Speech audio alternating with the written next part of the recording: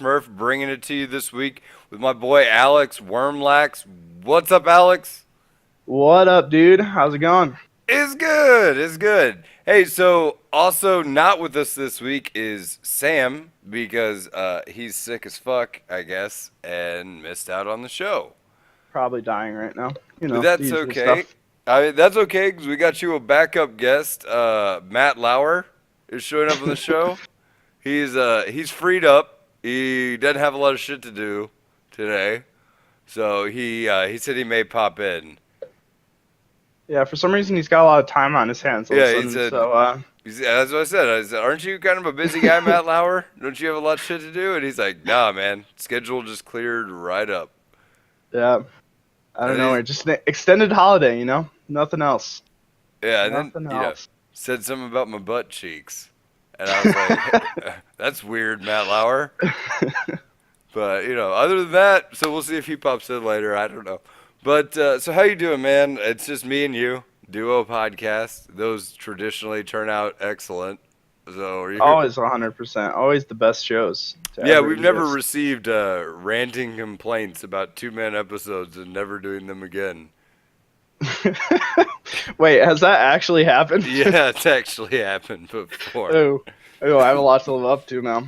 No, I mean, but generally, people are pretty nice about it. Like they try to be like soft. Like you know, your guys' format really works better with like a three-man. So I might want to stick to that format if I were you guys. Stick to your strengths. It's what you guys do well.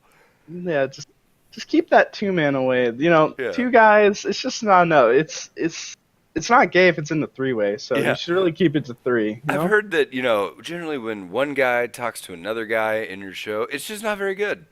You could do better. It's Yeah. lackluster.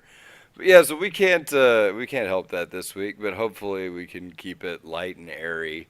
So traditionally, what I think we're gonna try to do here is do a banter sode. We hardly ever do these anymore because we kind of plan out everything a little bit more in depth. But the idea here is that we're going to do a shorter show. We're going to really hit hard one topic that has, well, one I probably have a lot to say about. I know, Alec, you probably do too. Oh yeah. And, that is passive play is going to be the focus for this week and what that means and whether or not that is something that would be useful because you know I've had a lot of people that I have coached and things talk to me about how they're a passive player and how they just play the game in a different way and that should be fine. And they cite different champions and play styles and things and whether that's good.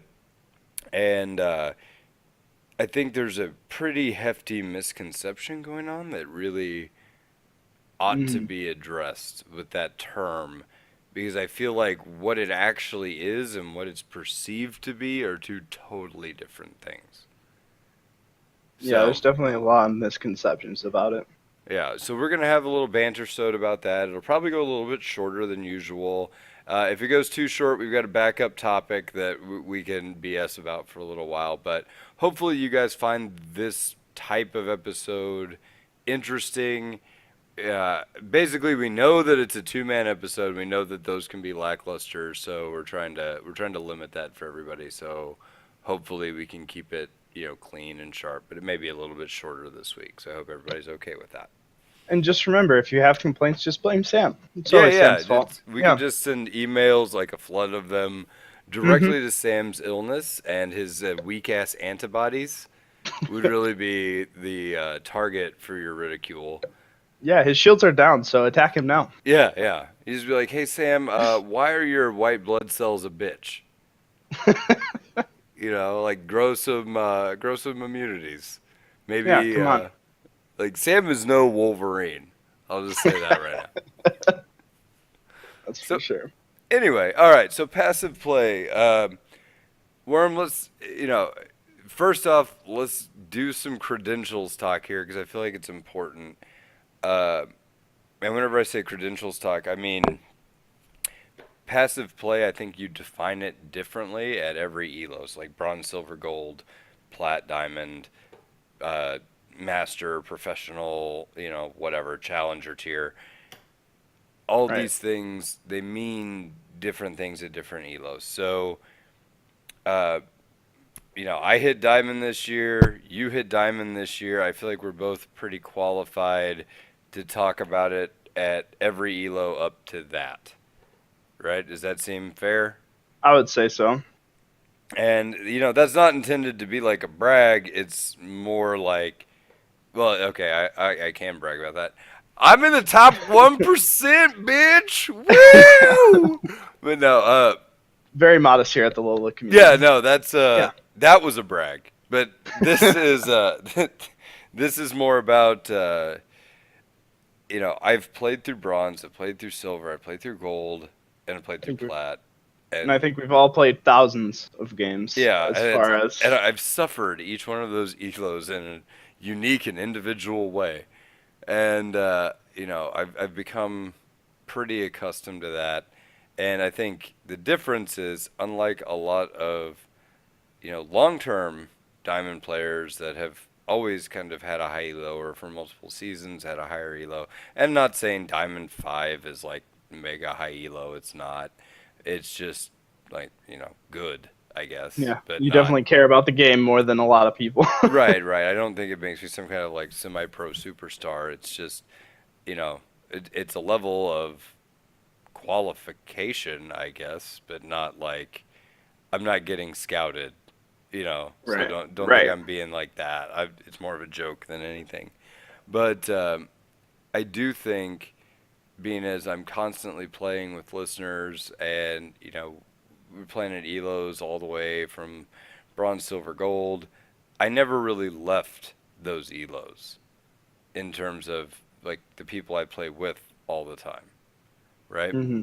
So whenever I talk about this, it's something kind of close to my heart because I talk with a lot of people about, hey, this is how you need to get better, this is how you need to work on your play, and I hear a lot of the same things. So when people say passive play, what does that mean to you, Worm? And let's talk about at a like high elo level. What does that mean to you? At a high elo level, I actually want to implement a good passive play style into my play. I'm trying to play back enough that I'm not losing, like giving up advantages. I'm not overextending myself to give my opponent a position to exploit me and gain advantages off of me. But I'm also still playing uh, up enough and into the lane enough that I'm still keeping in line with my enemy. When I play passive, it's because I've already lost in some way because of an aggressive play. So now, if I keep playing aggressive, I'm going to lose way too much in the game. Okay. Passive play to me is always a reaction to, okay, I need to try an aggressive play. Now I'm at the point where passive is the only option. Okay. So if I understand what you're saying here, you're defining it as passive play is like aggressive play versus being careful of overextending, Yeah. right? Like, so it's like a versus. So on one end of the spectrum, you have like aggressive, hard punishing play, and then on the other end, you have like fear of overextending, right? Hmm. Now, that's interesting to me. And then you also used a phrase like playing reactively, Hmm. right? So that is interesting because that takes into account two things that I would like to talk about that are generally good things about passive play. And note what that means in terms of it is and what it doesn't mean. Okay? So first off, aggressive play. If you're going to define aggressive play, you're talking about hard punishing mistakes, making all Hmm. ends, doing things in lane to be dominant, like harassing your opponent, having a heavy focus on that, positioning forward to continue harassment, these kind of things, right? Right. Okay. And the danger of playing in that kind of play style is when you push hard, when you're always trading, when you're forward in the minion wave and things like that, you are extremely gankable, right? Mm-hmm. Or Yep. you're pushing a wave really hard to, harass them and then harass them under tower, and you're far away from safety, right? Right. Mm-hmm. So playing overly aggressive will result in an overextension, which makes you vulnerable, which means that you get to be a target. And then if you are a target, you're, pretty easy pickings for like a jungler to You gank get or things like that, right? you get punished really hard. Right. And then you can end up losing because you went too hard. Yep. Okay. Now, that makes perfect sense to me in terms of just it's a natural consequence of like hard pushing, but those are also like that kind of play is also relative to where your minion wave stops. Does that make Right. sense? So like you can play aggressive but freeze the minion wave just outside of your tower, Right. right? So I think a lot of people have this concept that like aggression means overextension, and Right. that's not necessarily true. You can be you can play a harass heavy style, but play it with the minion wave back. Yeah, and play it within your means that you aren't overextended. Right. So let me just debunk that. I don't feel as though passive play necessarily means overextension. I think the correct word of what you said there was reactive play, right? So instead of being aggressive and trying to cause damage and cause whatever, you instead are going to be trying to return damage, or punish forward steps, right? Like Yeah. you're waiting When for they your do opponent to make a overextend. mistake or something, and then you're going to hit them in the face, right? Yeah. Mm-hmm. Like, to use that boxing analogy, you're going to keep your dukes up, cover your fucking face, and then whenever they try to jab or something, you bat the arm out of the way and counterpunch. You're a counterpuncher. Yeah, I think to kind of play off that boxing analogy, it's like I think what people think of as passive play is you're literally in the corner as that boxer, just with your fists up, taking every punch as best you can. But in reality, that boxer is losing that fight every single time.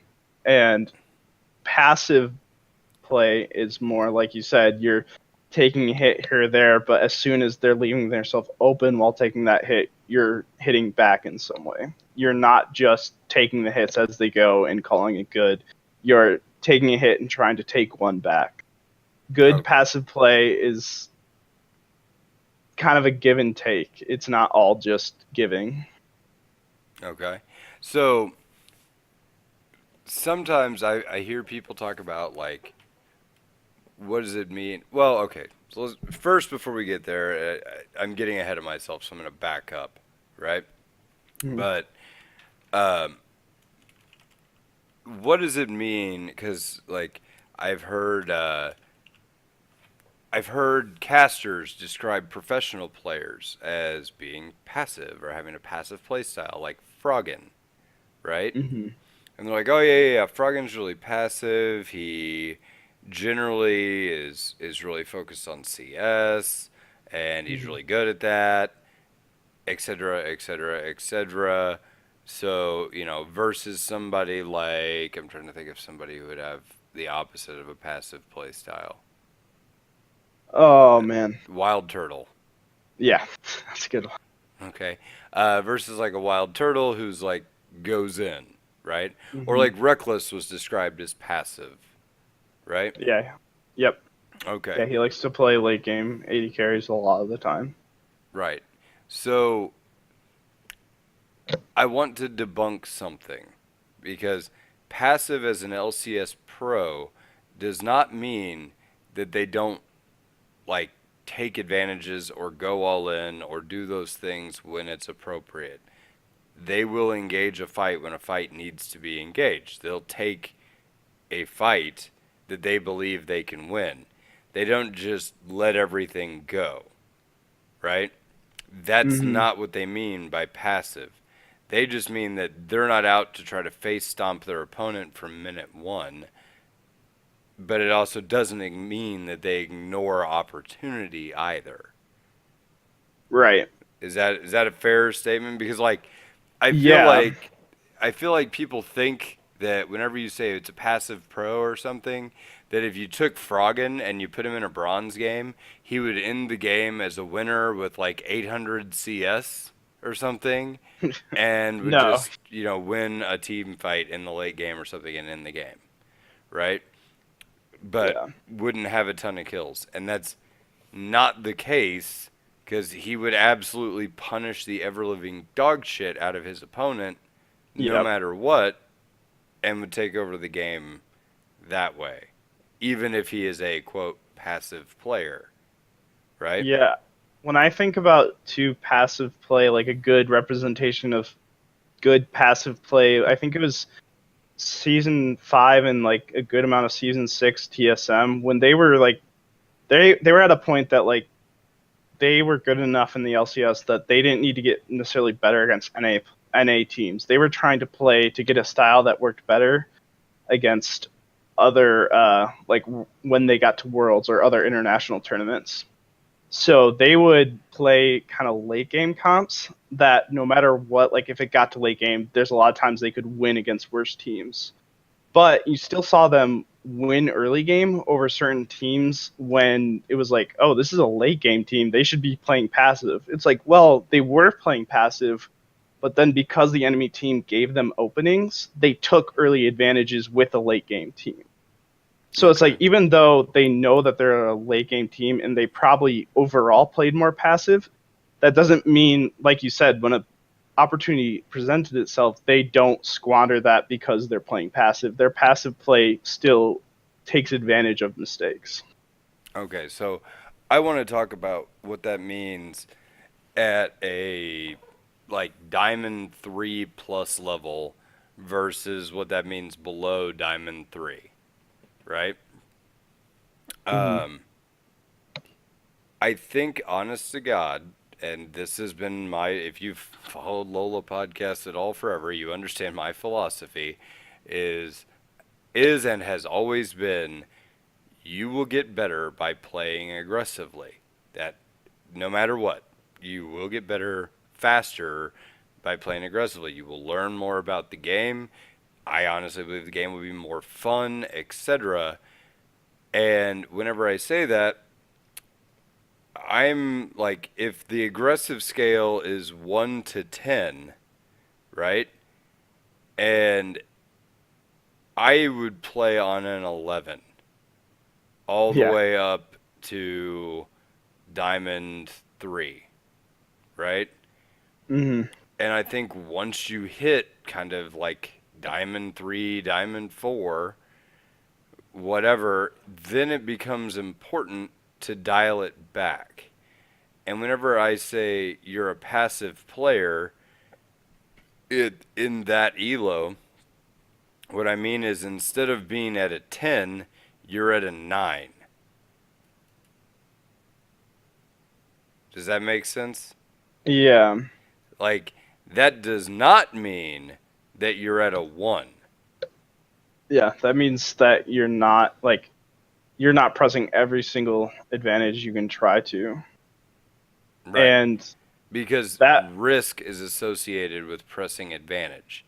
And yep. what I am saying is if you want to get better below Diamond 3, you should be taking almost unacceptable risk and trying to shoot for 11.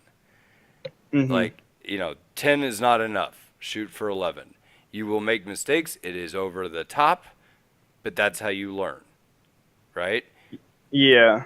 I I think think some of at Diamond 3, or so, it's time to start going, okay, now where am I going to pull back? Like, where am I going to refine my touch? And, do I want to be still an aggressive player and play it like a 10 out of 10? And how do I get there? Or do I want to be more of like a passive counterpunchy player and play it like a 9, 9.5, Mm-hmm. right? But this is not saying, oh, yeah, yeah, yeah, no. You should play League as a 1. You should never play League as a 1. Right. And whenever I see people who claim to be passive and play in plat, play it like a 6, right? No. And and the lower I go, like the more I go to gold, silver, bronze, the closer that number falls to 1. Yeah, and it's like the lower you are, like you have to learn how to, even when you're technically behind and trying to play, I think like reactive or safer, that doesn't mean you're giving up things that the enemy gives to you. Because the other big thing about playing passive is your enemy always makes mistakes. You're like everyone in League makes mistakes. So if you're always playing passive, you will literally never capitalize on those mistakes. The greatest enemy of the enemy is sometimes themselves with the mistakes that they make. And if you're not in a I position to feel like you capitalize, just smashed together like two Confucius sayings there, and I'm did not I? sure that that made any sense. We'll just roll with it. The Okay. enemy of the enemy is yourself. Like, what? Yeah, yeah, I guess that's It true because makes they're sense fighting if against you, and then you would be. I think what you were trying. it makes sense if you don't think about it. You're overanalyzing. That's straight out of Sun Tzu, Wormlax. Chapter 1: The enemy of your enemy is you. Exactly. That's, So that's deep as shit. really your enemy is your ally if you don't think about it. But the point I was trying to get to is some of the things I see with like playing passive, like you never really learn what it truly means to play aggressive and press an advantage. And some of the stuff that like you see on like Reddit or like pros do where they're like, holy shit, how did they like win that fight where they lived with like 5 health? Like I thought they would have died. It's like you don't know until you take that fight, and you'll start like when you learn how to take those fights and like realize, okay, even though it's going to be really close here, if I like hit my abilities on this guy, I'm going to win this because he like he doesn't have the abilities up to trade the damage back. So like right now, if I go in and hit my abilities while his are down, I'll win it. If I miss, I'm dead. So maybe you do go in and you do miss those, and it's like, shit, I did die. Like that, but now you're a little bit closer to being able to hit that the next time you get into a situation like that. Okay, so what you're saying is your mechanics will not improve if you don't go for those edge plays. Right. Like on Ezreal, if you're say, oh, if I eat in here and I hit my Q while I'm eating in and I get an auto attack off, I'll kill him. But if I miss my Okay. Q, they're not gonna die. So Okay, you so E in and you miss your Q, and it's like, well, shit, I died. I've got an But analogy for this. okay. Whenever I was a kid, I used to play tons and tons of soccer, right? Hmm. Played it from whenever I was like 3 all the way through high school, and then I got out of shape and tried to play it as an adult and nearly died. So, um, anyway, that being said, when I was in middle school, I tried to do a bicycle kick, and I ended up landing, I think, not even on my back, but like if it was possible to land on your lungs, I did that. Like hard. And oh, also and on a rock. So it was Oh, that's like good. Rocks are nice lungs landing. and sharp rock. And so it was literally the most awful experience in the world. And I'm pretty sure I missed the ball too. So like I ended up just kind of falling over onto my spine and like knocking my own breath out and be like, Embarrassing and painful. yeah, The it perfect was real combination. bad. I mean, dude, it was real bad. Like pretty much everything that could have gone wrong did in like one swift, uh, uh, unagile motion, right? And I was like, oh god, that shit's hard. And I didn't stop trying to do a bicycle kick. I never stopped trying. I just went, okay, I need to learn to not do what the fuck I just did again, right? Hmm. So then I stopped thinking about only making connection with the ball and I started thinking about, like, how am I going to fucking land, right? That was a quickly learned lesson, Hmm. right? So, like, kind of like in League, you go, oh, I can go all in here, but where's my out afterward? Right? Like Right. if I'm Ezreal and I E in, I better make sure I'm gonna kill everyone around me, you Right. know, or at least kill like two people if I'm gonna E in, right? Hmm. Um, if I'm, like if I was that kid, I would have to use my soccer analogy, I would have eat in, missed my Q, missed my ult, died, and then my computer chair would have fallen apart at the same time, right? All at the same time. All at the same time. But like that's the problem in League. For some reason, people get this concept that like, oh, I failed, so therefore it was a bad decision, and that's just not the case. Like your decision could have been good, your execution could have just sucked dick, right? Right. So Hmm. like, yeah, learn to do a bicycle kick. Because then in high school, after I failed miserably in middle school, one of my best plays ever was I did a bicycle kick on the outside of the box, and I hit the goalie square in the nuts with the ball. He fell over, and the ball just kind of rolled out. So I walked up and kicked the ball in the goal, and then helped him up.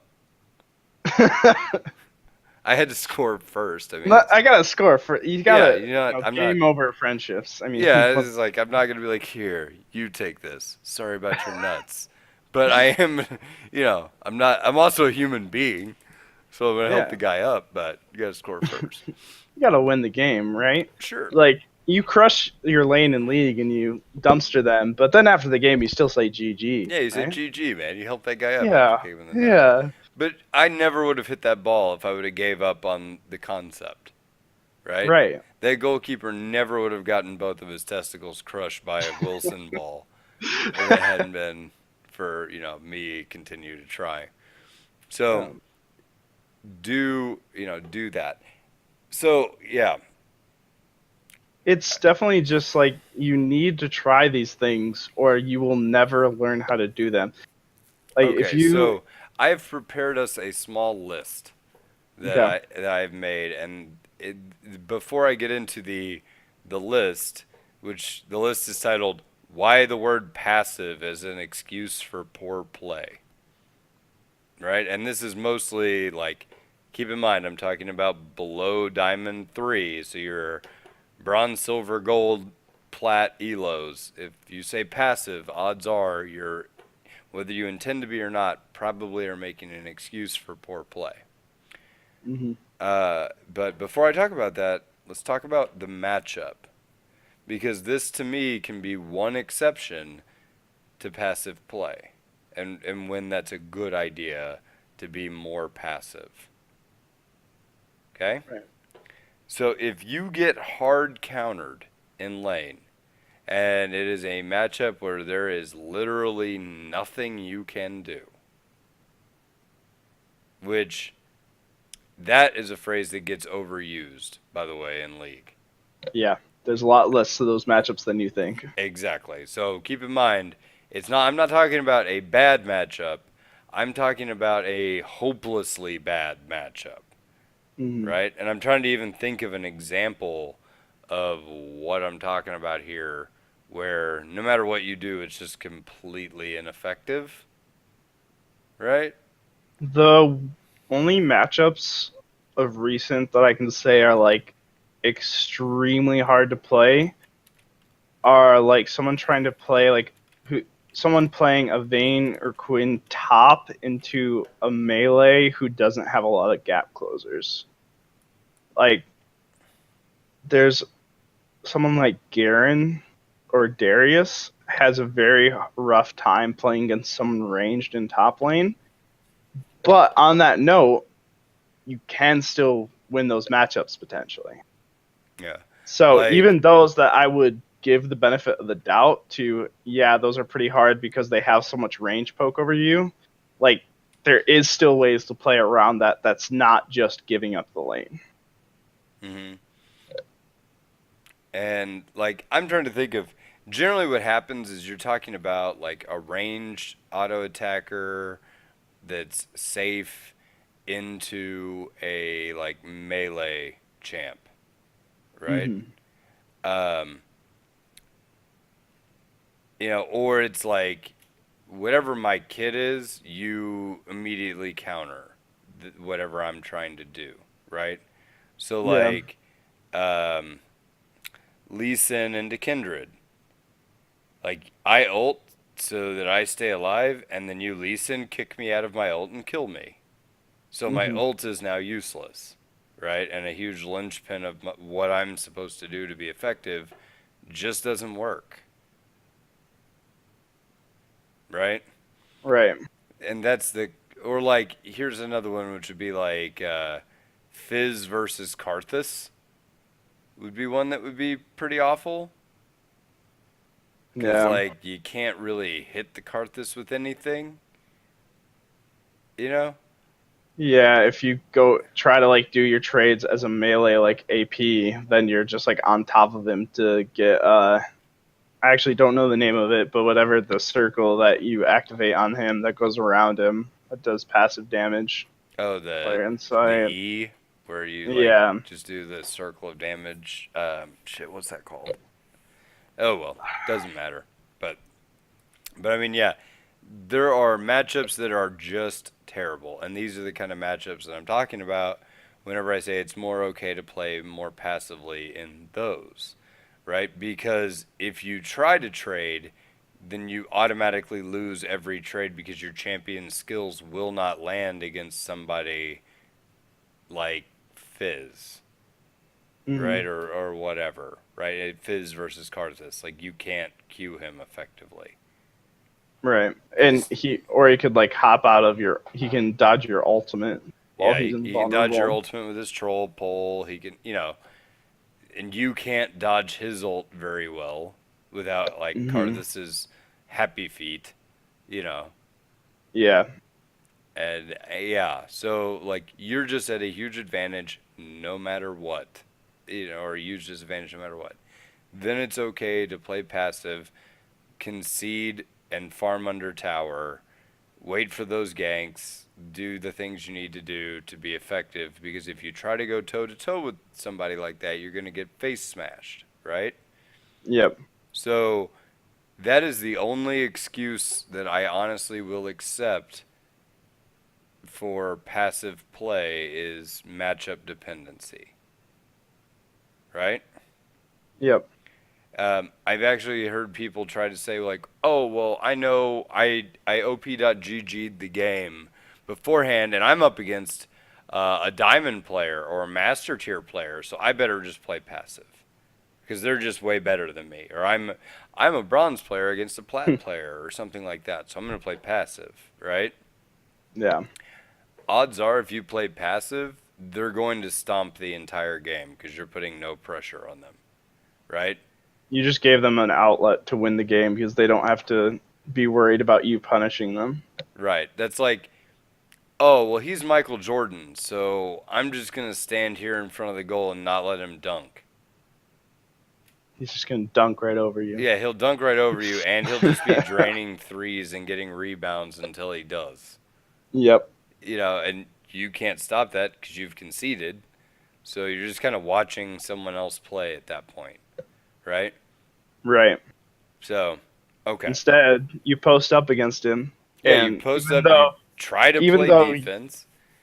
yeah, and even though you probably end up losing that game, you probably learn more from posting up instead of trying to just sit there and do nothing. Yeah, take the fucking charge. I mean, he's a Chicago Bull. He's gonna charge you. They've got horns, man. Yeah. He's Actually, I coming. think he ended his career on the Wizards or something, didn't he? Yeah, I think he did. Or wait, he ended like on the Wizards, and then he went to baseball, right? Well, And he then was he always. I thought he always kind of did that. no, he went to baseball like afterwards, like kind of as a like, hey, let's do another sport, just to be the two sport athlete.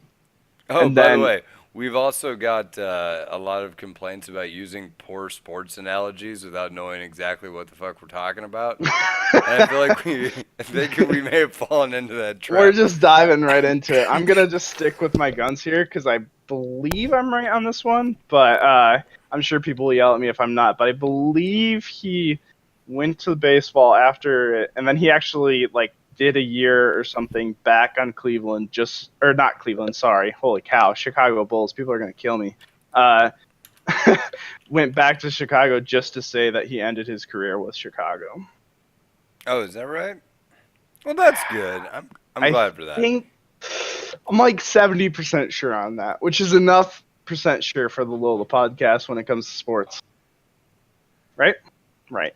Yeah, yeah. Well, I remember the whole. Okay, to be fair, I do remember the baseball thing, and it had something to do with like his dad. When his dad died, his dad had like always wanted him to play baseball, and so he joined like the White Sox and played Gotcha. baseball. And he was, as I recall, very mediocre as a professional baseball player.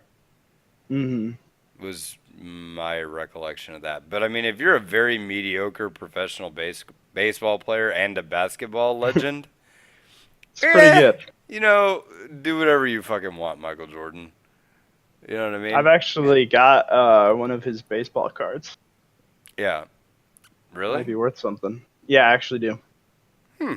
I did not know that. Hmm. Congratulations, friend. Thank you. I Uh, wonder if it's worth anything. I should probably look into that. When I was in fourth grade, our teacher had this like box of prizes at the end of the year. I forget what like we played some like quiz bowl or something like that to see who would like get stuff, and I won a prize. So I went up and he had some of his old sports cards. So like there was a ton in there that I didn't know any of them because it's like older cards. did you And I'm just like, use the who phrase sports cards? did I You trading did. cards? You did. Oh God, Dude, I'm just all of our sports fans that listen to this they're podcast are just just like, cringing, yeah, they like, cringing so we've hard. got like grinding teeth on the other end of the headphones right now. Oh, yeah, Yeah. we got sports ball cards. The sports I they wonder if they're worth any money. They've been in my they sh- attic for 20 years. they shot the ball in the hoop, got the home run, and knocked it out of the park. Touchdown. But yeah, in that in all these cards that I had no idea who the player was, there was actually one Michael Jordan baseball card. So that might be worth something. Might Yeah, have to I look have, into that. speaking of two sport players, I have a Tecmo Bowl copy with Bo Jackson on it. Nice. It might be worth something to me. Yeah. We we both might be sitting on small fortunes. Yeah, I got Yeah. the Tecmo Bowl with Bo Jackson. He is broken in fucking Tecmo Bowl, by the way. I think that's like a meme of all video games at this point, but you cannot tackle that man. But That's anyway, pretty messed up. yeah, yeah. So what the fuck were we talking about? Passivity? Something like that? Yeah, passivity. Okay, We were talking about matchups. okay, Bad so matchups. yeah, I would say that's your excuse. That's your one viable excuse for playing like a bitch is I can't do anything else in Yeah. the matchup.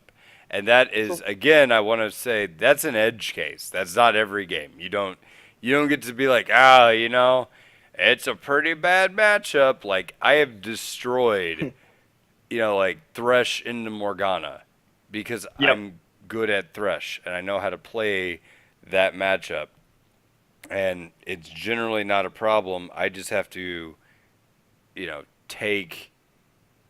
take advantages where I can find it from my knowledge of that character and the amount of effort I've put in on the champion, there are doors open to me. But if it were two people of equal skill and equal play, Morgana would have the edge.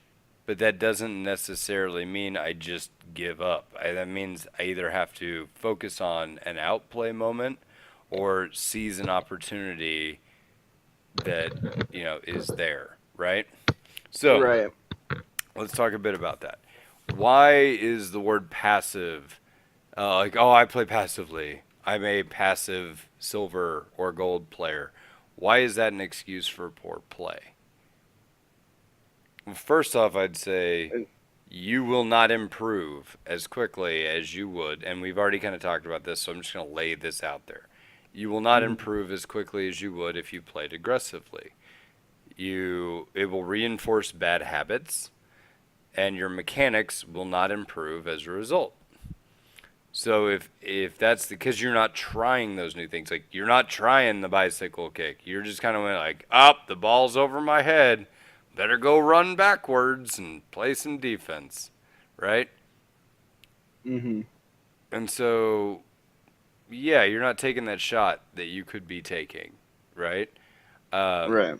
and to say that segues pretty well into what the next bullet point is, which is you're failing to take advantages that are available. I talk to bronze players all the time, and they're like, hey, watch my video, watch my replay, tell me what I can do better. And a lot of the times, what I see is not like piss poor mechanic. I mean, there's some people have mechanical issues, but that's not generally what I see in like silver and gold, or at least that's not like the reason you're in silver or gold, right?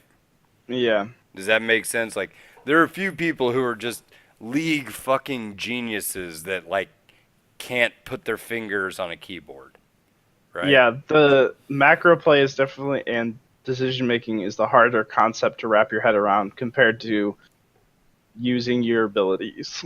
Yeah, there are people that don't have hands that are in like plat and gold, Yep. right? Like, I watched a video of a guy who like played with what?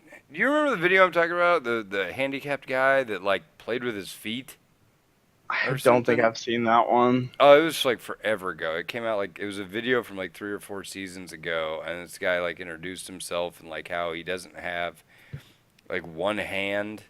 Like I mean, like he literally did not have a hand, Dang. and and it was his Play with his mouse hand feet. or something, and I can't remember what he did to get around that, or like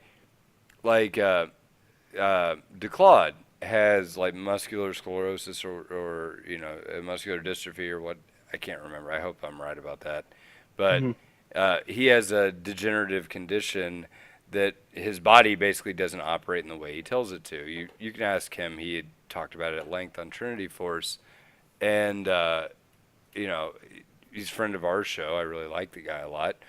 But as an example of what I'm talking about, he dropped Elo a little bit because of his condition, but he is still in gold. Yeah. And so it's not mechanics that make a great player. It's often decision making, right? And like taking those advantages and recognizing them. Yeah, there was a guy I used to watch. I haven't watched him in a long time. I can't call his name right now. He used to play a lot of Maokai on stream, and he was in high diamond or master almost all the time, and he played with a trackpad on laptop. It's like, trust me, his mechanics were not impeccable with a trackpad. So it was not mechanics that were uh, bringing him up to that level. It was because he made good decisions and knew what he could do well with that trackpad, even though his mechanics weren't as on point as some people. Hmm. And I think that people really undervalue like those decision making because a lot of things, like you said, like you see in bronze players or like lower elo players that you coach, like it's not necessarily mechanical issues that keep them that low. When It's kids when they're get really trying excited about my to, children's book. they're like, oh, I was so fed this game. How did we lose? It's like, well, even though you were fed, here's an advantage you didn't take. You could have made a call to go like for this tower, or you could have made a call to like try this. It's like you see those players like kind of squandering their gold lead that they have. Mm. Well, like I remember one. I was watching this guy's like, I can't do anything against this Morgana. Is what he kept telling me. And I'm like, okay, well, let me see what you've got going on in this video. He's playing like Leona or something, right? Mm-hmm. And I watched as Leona used like Black Shield on the ADC, and then the ADC like walked up to trade because they're like, hey, I'm safe. I got Black Shield. It's all good, right? Mm-hmm. And then Leona and her ADC like backed off. The Black Shield wore off, and then Morgana shot a Q and hit a minion. And I'm like, you could just kill him right now. Yep. I was like, you could just kill him. And they're like, what do you mean? I'm like, Morgana only has auto attacks at this point. If you create an engagement, someone's going to die. Because for the next like 8, 9 seconds, she doesn't have her Q up. And you still have Flash. They don't have Black Shield. All in. All in right now. But that window is closing in 8 seconds. Yep. And they're like, oh, well, okay. Um, and, it's that kind of thing that's like, you're not realizing that opportunities are going by. And the reason that you're not realizing that is because it would not have crossed your mind to play that aggressively. Right? Yeah. Does that Like make sense?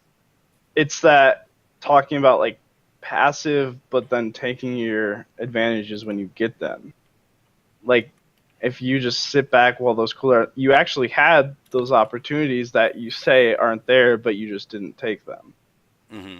And one thing I would say is a lot of those opportunities are gated because the person's not considering Flash to be a summoner spell that they should use to create that opportunity, Hmm. right? So, if, for example, in the play that I just described, like, oh, well, they used Black Shield, but then when Black Shield wore off, they walked away, and I wasn't within E range, right?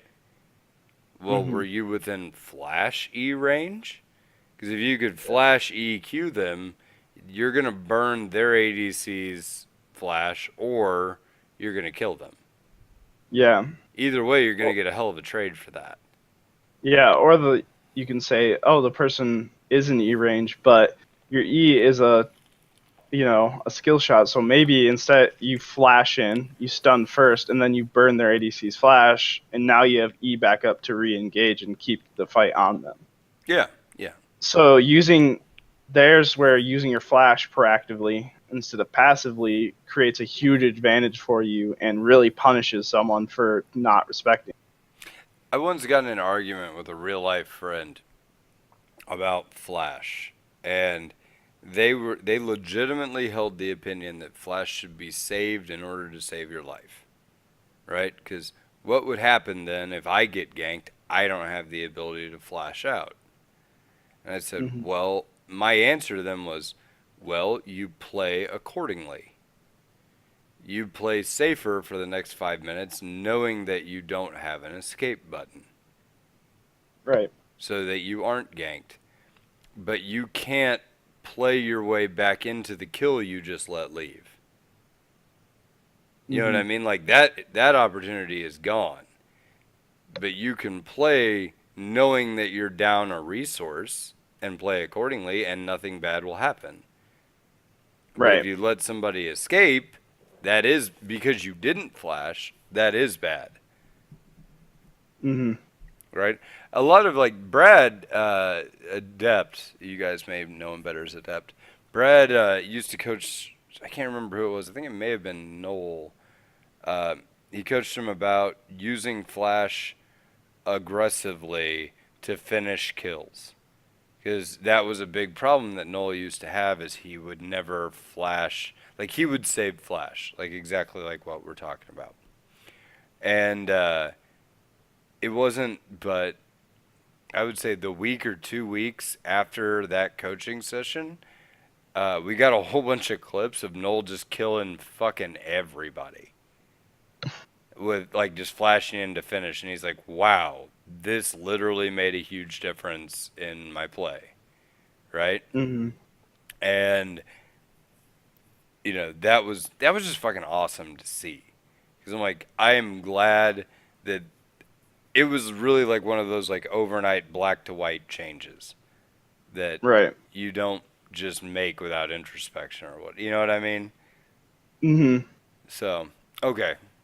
Another problem that you run into, I think, with passive play is that you get too focused on CSing and you're too attached to your lane, right? Because that's where the CS is. Yeah. So, There's Worm, what's your opinion on that? Like, how do you think I'm right on that? Is that a problem? And if so, how do you go about like fixing that mentality? I think it's a big problem when people feel like there's no other way to get back into the game other than farm, which is being too focused on CS. So that game that you lose bot lane and you're kind of pushed into your second tier turret. So you're sitting bot lane and you're just farming. And people start, maybe one or two teammates die in mid. And you kind of think, oh, how can you die there? Like, come on, I need to just farm. Like, stop fighting. And it's like, maybe, like, you aren't at a good power spike moment, but maybe if you had been there with your team, there was potential to win a team fight, catch someone out, that then you could take an advantage rather than just hope for the gold to come to you through CS. Yeah. You can force, Okay. like, So, I like you're talking about more of like an out of lane focus, which I think is good because that's one of my next points is you fail to pressure map objectives because of the focus on CSing and staying in your lane, right? mhm. And I think that's very adequate, like or not adequate, accurate, very accurate. That Words are like hard. yeah, words, man, words. So anyway, uh, motherfucker, completely derailed my own train of thought. Okay, so we had a Draven, which is this is real bad for a Draven. Like, do not play Draven if you're going to be like a passive player, because that's a champion that has to be played on the ball's edge of aggressive to be functional, right? Like that is how the kit is Yep. designed. That's literally his But kit, yeah. yeah, and so we had this Draven that we were playing with, and we made a call for Dragon, and he's like, "I'm just gonna stay and farm this lane bottom." At the very end of the fight, we get flooded, and we're running down to him. We ended up losing the dragon because we got pushed out, and we couldn't finish it fast enough because he didn't show up for damage, right? Mhm. Basically, they showed up when we had like 4 seconds left from the dragon being dead, took the Yeah. dragon and pushed us out of the area. Which, had he have been there, dragon would have been dead before they showed up, right? And they couldn't have pushed us out of the area. But we all end up running bot lane, and there's like a mass exodus running right behind him towards the tower, and he stayed and farmed, and then he just got crushed by like Yeah. all the people coming down from dragon. And I'm like, uh, I feel as though the passivity there and the focus on CS was like, I don't need to do anything except CS. Like, I have to CS to get back in the game. Created a tunnel vision where he even stopped looking at his mini map. Like, there was shit going on the screen with you, and you stayed and farmed, right? Yeah. You even think, Yeah. like, it's like all those old Bugs Bunny cartoons where Bugs Bunny is like walking through the jungle and every animal in the jungle is running the opposite direction that he's casually strolling towards, you know? Yep. And he's like, hey, what's going on over there? And then it turns out there's a Tasmanian devil, right? Yeah. That just happened. And then Draven's like, hey, I'm just going to keep CSing. There's like antelope and elk and everything jumping the other direction. He's like, the CS looks good. CS is just too sweet. But then, because of that, he stayed, he died, he missed the CS he was so worried about, and his team lost an objective. Yep. So, So, and okay, so one thing I will also say is like at an early level, the EXP you get from CS is more important than the gold. yeah. So like if you trade it, and this is where I think passivity comes in. Like there are times when a support and an ADC will be playing together, and the support will go harass, and the ADC will not follow that harass because, well, I've got to CS this minion or whatever. Hmm. But if you let that minion die and you go harass, you could potentially like quarter health their ADC or whatever, like cripple your opponent. Hmm. And you may also save your support from receiving a beating because they're probably in a 2v1 scenario if you just stayed back and CS'd, right? Yeah. And Yep. so you trade that one CS for a dickload of pressure on your opponent. Because if you do the same thing again, now they're dead, Yeah. right? One thing that I'll do a lot in bot lane, I've been playing a lot of Lucian lately, is if I'm pushing for the second wave, which the third melee minion on second wave gets you level 2 in bot lane. If I'm pushing for that, I'll sometimes the last minion that's alive that's going to give me level 2, I'll auto it a couple times so it's really close to dead, and then I'll just start walking at the enemy team. Because I Mm. know that my minions are going to finish that minion, and I'm going to hit level 2, a huge power spike for Lucian, and be like right on top, like really close to their ADC. And Mm. now, even though I missed out on that gold, I'm chunking them, maybe even blowing summoners if my support follows up well. So I may have given up CS, but I'm gaining a huge advantage that will even gain more CS for me in the later on. Yeah, no, I'd agree.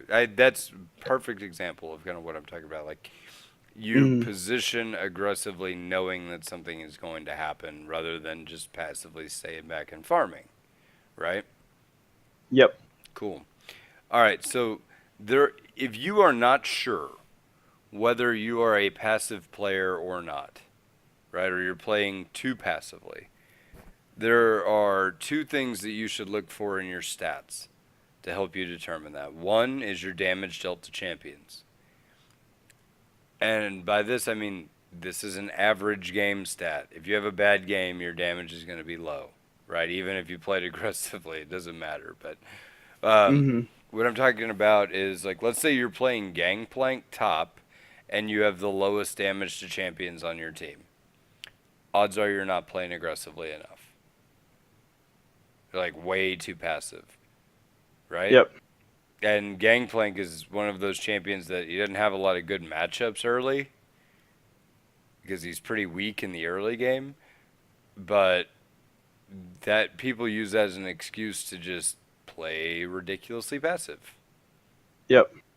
But if you don't have that damage, then you aren't having much of a game impact. You're just a nullity, right? And so, whenever I say low game impact, what I mean by that is if your stats say that you have around a 50% win rate with whatever champion you're playing, uh, then odds are you're playing that champion too passively. Because your win rate is more determined by what's going on around you than it is like the other players on your team than it is you carrying the game or you making a difference. Right. So, and whenever I hear people say shit like bronze or silver, like I wouldn't be bronze or silver if it weren't for my teammates. Then I already know like you're not playing aggressively enough because you're not carrying these games.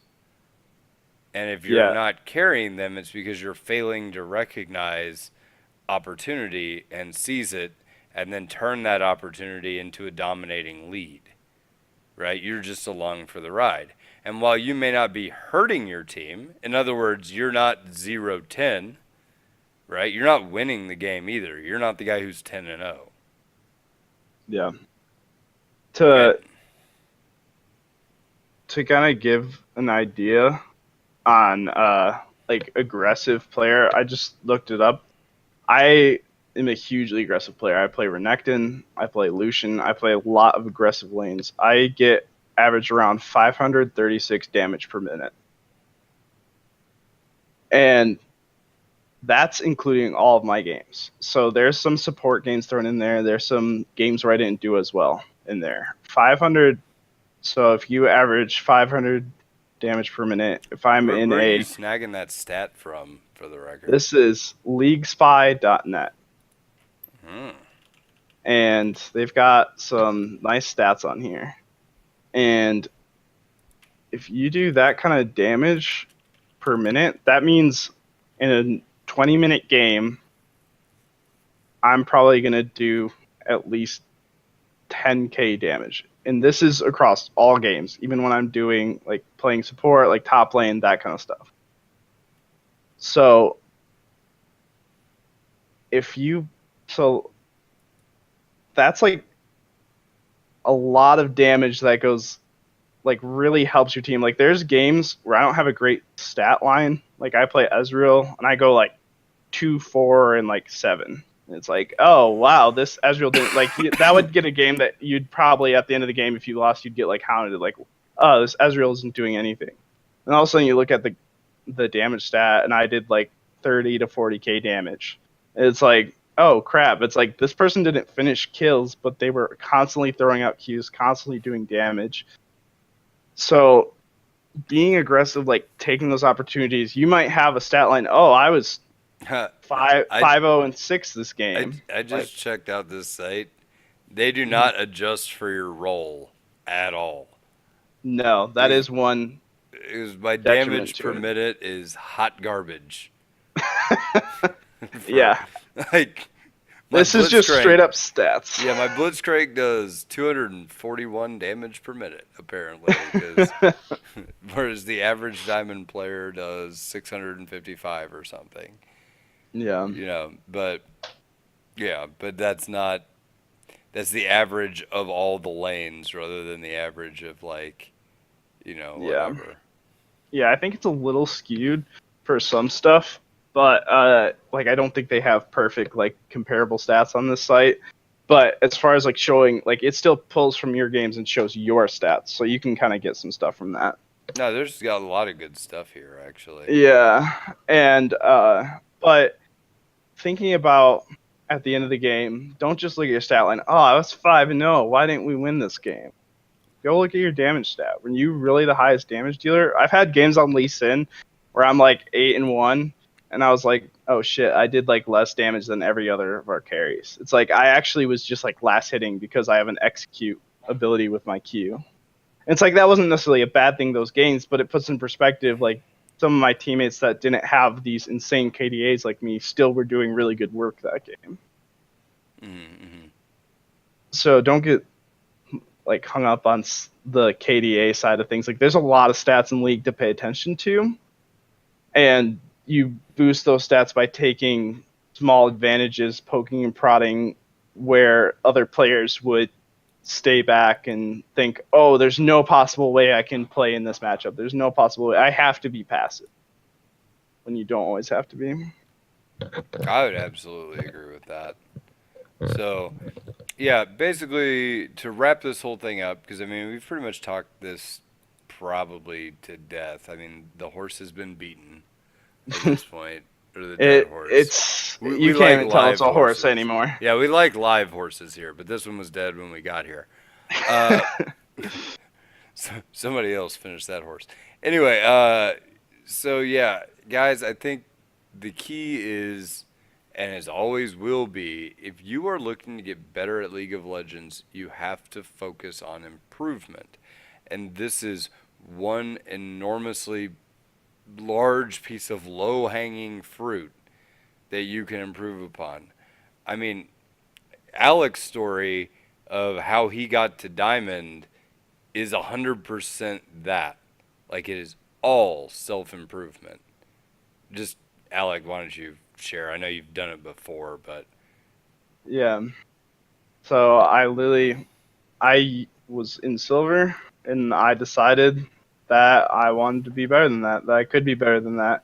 And I watched videos constantly. I listened to actually this podcast constantly. And after every game, I said, okay, what did I do wrong this game? Even the games where we won, even the games where I was 5-0 and my team still lost somehow. It's like, okay, what did I do wrong? Because I was the one that was consistent in every single game that I played. And when you, so I kept playing and I kept taking champions and pushing to them to their limit. I play Renekton now mainly when I play ranked, and the reason is because Renekton is the epitome of you have to push yourself in lane to take every last advantage you can from the person, because Renekton's going to fall off later in the game. So you have to play aggressive and take every advantage you can get, even in losing matchups, to make sure that you aren't irrelevant the rest of the game. mm, And the only way I was able to do that, like, I have a pretty bad KDA in ranked. Like, it's not that great, and it's because I'm almost always at that 11 that Blake talks about, where I'm always trying to pressure my lane opponent and get kills off of them. I've died to a lot of jungle ganks in the past, but now I'm a lot like I pretty much, without even thinking about it, go and ward pretty much every single time my trinket ward is up and make sure I'm paying attention to where the jungler is starting almost every time. Because I got punished hundreds of times of I was trying to be almost under the enemy's turret trading. So yeah. now I'm much better about my vision, and I'm much better at watching my minimap than I ever was when I first started playing this game. But I didn't do that by going, oh, I got ganked and killed there. I'm going to just sit back from now on. I'm never going to challenge. I'm always just going to sit back, and that way I won't get ganked. It was, no, okay, when I'm playing ahead, what do I need to look for in vision around the map and my opponent in lane that will help me not get ganked the next time? It was, oh, wow, their laner all of a sudden is moving up past the minions when they haven't for like 2 minutes. I'm probably getting ganked here. Yeah, yeah. Their laner's red buff is up on top side. They're going to be top side soon. I need to play back right now. Well, and I'll tell you this, making that mistake over and over and over again while you're learning to play passive or learning not to play passive will teach you that sixth sense that you Yep. will otherwise never develop. Because it's like you're going to go, oh, I just got destroyed there. Whoops. Yeah. What I were the cannot. indications that I should have noticed and will probably notice next time to stop that from happening? You know what I mean? Yeah, I cannot tell you how many times I've thought in my head in top lane, I'm like, I feel like I'm going to get ganked here, just intuitively out of nowhere. And then, like, immediately I like kind of ignore that fact. And I like keep fighting a little bit, and then I get ganked and I die. And it's like, oh, shit. My intuition was right. Like, I Well, legitimately kind of called it in my head because of, like, the way someone was playing or something. But I ignored that intuition. yeah. And so, Well, like, I'll tell you this, and like a lot of people are like, well, I don't want to play aggressive because I don't know where X, Y, and Z is, and that's generally a good philosophy. It's like I don't know where their jungler is, or I don't have any clue whether it's safe right now, so I'm not going to play aggressive. Okay, fine, like I get that, but at the same time, I was able to get to plat last season, hardly ever using the mini map at all. yeah. Right? Like I didn't. That was one of my worst character traits in terms of something I've improved upon over this last season. Was mini map awareness and bringing in additional information beyond what I can see on my screen. Yep. Right? But even without doing that at all, without paying attention to the mini map at all, because I was terrible about that. I mean, you can go back 30 episodes or 40 or whatever when we talked about, I would play that video that just goes map, Yeah. map every like few seconds. So you look at the map, Yep. you know, that like I was terrible. I was terrible at it. But even with that horrific flaw in my gameplay, it didn't matter because of the way I played my lane. I bled out and squeezed all the advantage I could out of my lane, and then I'd go roam or I'd go do whatever, and it's like I just had a way that I played that was effective that got better when I added in another building block to my game of actually taking in knowledge, right? That was the Yep. difference for me between plat and diamond was not anything that I was doing as much as it was improving a deficiency in my gameplay that opened me up to being able to play at another level, Yep. right? That being said, I played as aggressive as shit. That has not changed. Yep. And I did it without information, and sometimes it would backfire. That doesn't mean Yeah. that I still think, even though it would backfire, that was a good idea because I learned shit from that. Yeah. You learn from it, and also there's the factor of like they might not end up punishing you. Like the other part of League is that with everyone making mistakes, they're making mistakes too. So they're not always punishing these over aggressive Mm-hmm. plays that you're trying to make. And sometimes that over aggressive play that should have gotten punished gets you a little bit of advantage that they never punish. And it's like if you're always sitting back and never taking advantage of these mistakes they're making, they'll just that's what they're doing to you now. They're Yeah, the sure. aggressor who's making mistakes but just not getting punished for it. Back in season 5, there was that meme with TSM where there was like some stuff leaked about their scrims and Doublelift. Oh, or I guess it wasn't leaked. It was in their like behind the scenes video where Doublelift would say like, "How did we let them do that? Like that was so free. Like we need to punish them now." Like that was a huge part of their learning curve as a team. Was how are we allowing them to do this right now? They're like they should be punished so hard. Like think about that in your games. Like how am I letting this player like play here? Like shouldn't I be punishing them? Like punishment is a huge part of League. Mm-hmm. All right, so I think we've wrapped it up. Oh, and last disclaimer: be prepared to be a lot worse before you get better. Yep. You know, It's a learning curve. yeah. I mean, you're not gonna like just pick it up and whip ass at it immediately. That will not happen. So be prepared to take a dramatic drop in effectiveness, but you're Mhm. raising the glass ceiling. Yep. Like you're paying for an upgrade that will result in better play over time. I know it's tempting to just be like, fuck this. I'm done trying to do this shit. I'm only dying. It's not working. Don't give in to that mentality. That's a mistake. Yeah, because the other thing is when you finally get that one where you go in somewhere that you thought you were gonna die and you end up like winning that fight, like you end up pulling out an insane like mechanical outplay with like little health left, like that's a great feeling. That's like why I play League. Like getting those moments where you're like, oh my gosh, I can't believe I just did that. And you won't get those from sitting under your tower CSing because you think you're behind. You'll get those by making that crazy outplay of, oh crap, I just hooked that Ezreal under tower, even though he was so much stronger than us. He overaggressed, and now we caught him out and we punished him for that. Okay, so funny thing you mentioned that. There's a clip I had from a game we played last night with community games, right? Hmm. And in those community games, I'm Hecarim playing jungle, and I flee from this fight with like 10% hit points, and I'm standing in this bush. I know what you're talking about. And I'm like, I'm gonna recall in this bush. They're chasing down like Swain or something, and I'm like, ah, man, this isn't good. I gotta get the fuck out of here.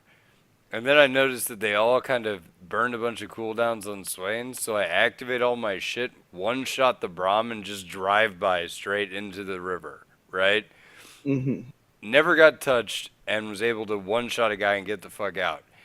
And that was like yeah, this is why I play League. You know what I Yep. mean? Like, this was my moment. And we plays.tv clipped that bitch. It's in the Discord. But I mean, hashtag Lola plays. Uh, Yeah.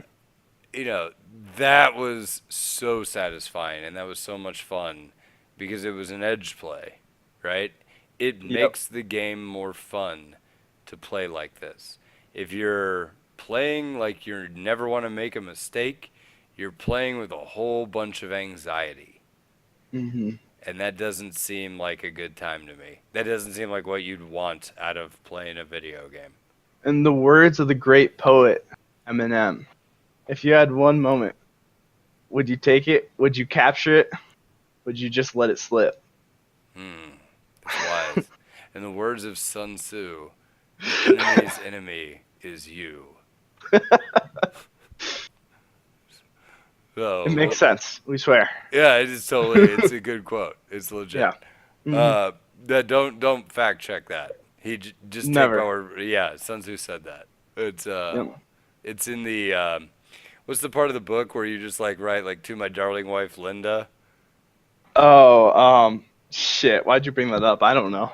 like the well, I was, like the dedication section of the Art of War. It's like to my lovely wife Linda, your enemy's enemy is you, Yeah, Sun Tzu. only the highest of scholars know these things. Well, yeah, most people And don't read the inside cover of the Art yeah, of War. You know, right. And anyone who would say that this is not false, that it's not there, that's fake news. Obviously, they're you just probably trying just to. don't own the right version. You like probably bought Yeah, the Kindle version or something. It's just not there. They don't read that shit in the audiobook. exactly. Yeah. You get the one with the drawings in it. You know, the illustrated version. So, the one, the one for kids, right? yep, yep. Well, it's like, you know, in the Bible, play aggressively. It was, And and God said unto Joseph, "Play aggressively, or we're going to bleed out and lose this game." yeah. Don't be a bitch. Yeah, Quit focusing on CS so much. yeah, Trade. It's the 11th commandment. Take it up to 11. yeah. It was also on the little known eighth day he created He League of created Legends. aggressive play style. Yes. So, all right, can't breathe. Having fun. Anyway, And then we cut off all of our Christian viewers. They all left now. yeah, They're gone. we don't have those anymore. Don't worry about it. I think we lost those with Ernie anyway. He was the driving force bringing those in. Because I haven't been doing us any favor in that department for years. But Just keep hacking away at them, you know. yeah, yeah. I figure they're gonna come around or they won't. But I'm kind of hoping for it.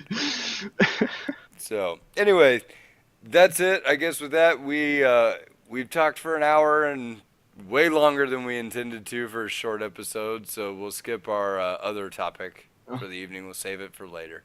But with that, do you have anything on your way out, Alec? No, it was just play aggressive, guys. Push your limits. Have fun. The All game. right, show up to community games.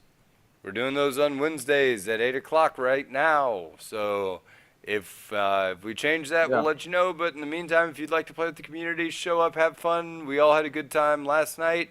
And yeah, good times being had in community games. Other than that, good night, everybody! See you later.